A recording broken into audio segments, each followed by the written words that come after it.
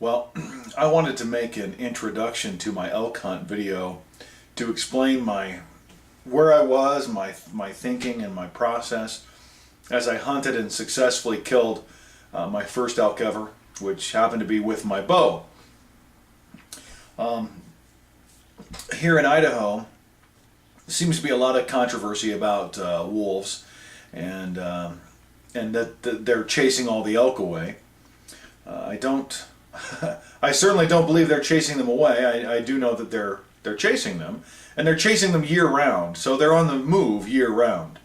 And when humans hunt them, and typically the only other thing that really hunts them, then they're only on the move. They're only being hunted and actively chased for just a few short months out of the year.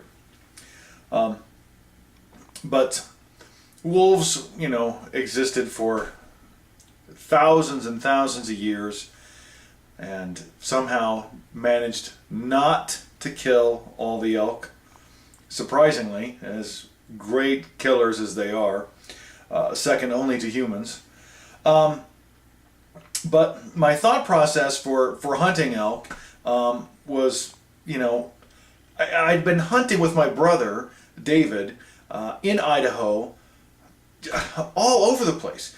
We would hunt, we would wake up early in the morning, we would hike in the dark to the highest spot we could, we would listen, we'd bugle, we'd cow talk, we would hike more miles, we did all this crazy stuff. And in a few years, it was, we hardly saw anything. We see some elk cross the road on the way in, or talk to some hunter who said he saw or heard something else, but nothing. It was frustrating. And was it because of the wolf? I don't know. I'd seen in my 25 years in Montana, I'd hunted, taken a couple of shots at elk, and seen them all over the place, both while on foot and while in a car, and just tons of elk. And I'd seen some elk taken and been with some guys that had taken some elk. But I really like the adventure of hiking, being on foot, using a bow instead of a rifle. It just seems more like a hunting experience versus a killing experience. I don't want to take anything away from anybody who shoots a rifle, but personally, I've killed one big game animal with a rifle, and it was, not to say that it was easy. I just felt very detached from that, which is quite different from how I felt with deer and this my first elk that I'd killed. But my thinking was that I've got to get further and further away from humans. And so I took a map, and this map had a ridge on it, and the ridge sort of was a place where people parked. And they would park at the ridge, and they would hike up the ridge, and they would look down one side and down the other side for elk. And after that, the ridge turns into something impassable.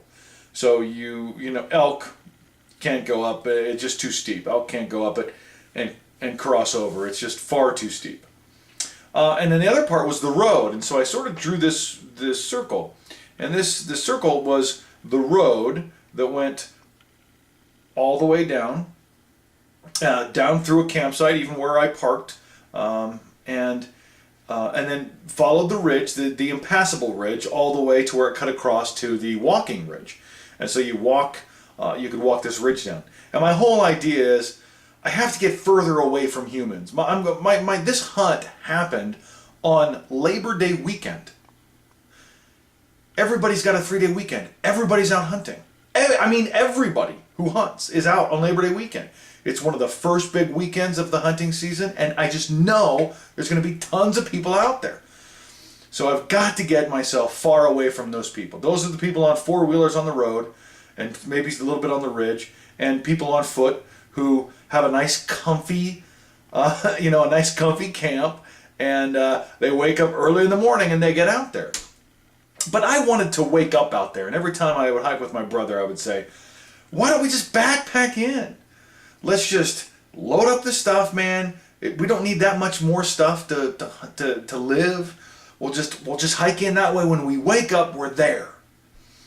And so I drew this circle on the map, and I said, okay, well, I'll probably want to be closer to the ridge than the road, because people will be on the road, and people might or might not be on the ridge.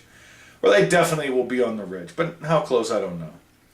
So I kind of went away from the road first, and then away from the ridge second.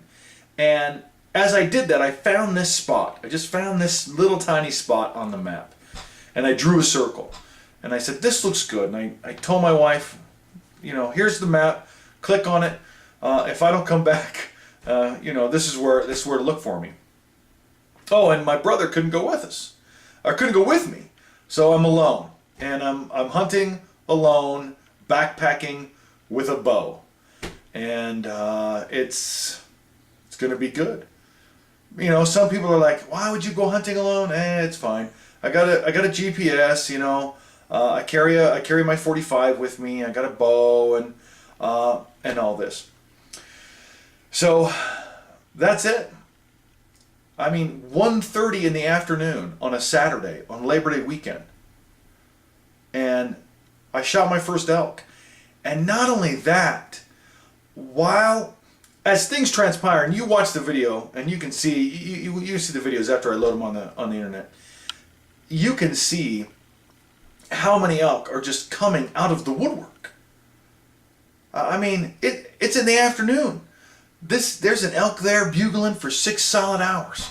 He won't shut up. and it's a well marked trail. I hiked, you know, after I found my way in, I hiked all the way back out and all the way back in, and it was easy. And so I was really surprised I didn't see anybody. There was no people up there. I don't think motor vehicles were allowed up there. Not that you would need one. I had to cross a creek a few times, which meant I had to take my shoes off. I didn't have any water shoes with me, so I had to walk barefoot with a heavy pack on, which was tough when I was packing out the elk. But